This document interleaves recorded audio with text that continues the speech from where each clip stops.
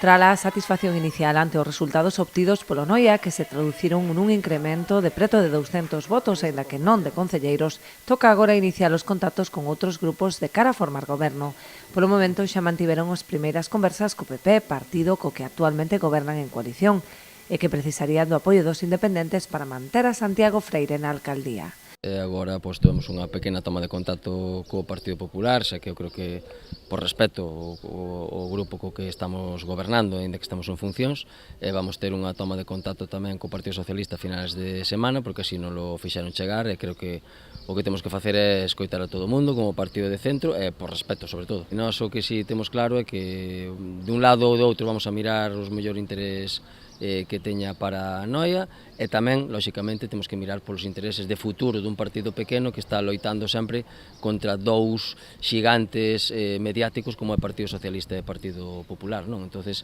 sí que temos que facer esas valoracións e ver que o resto dos partidos que non suman teñan ese alto de miras de saber os resultados que sacaron. A espera de decidir se reeditan o pacto de goberno co PP ou se decantan por un goberno de esquerdas, o Noia ten claro que hai unha serie de liñas básicas do seu programa a respetar a hora de decidirse por unha ou outra opción. Nós somos unhas siglas que votan as persoas e que nos votaron máis de 1100 persoas, e o resto teñen unhas solas a favor ou en contra, dependendo como lle veñan, duns partidos enormes, co cual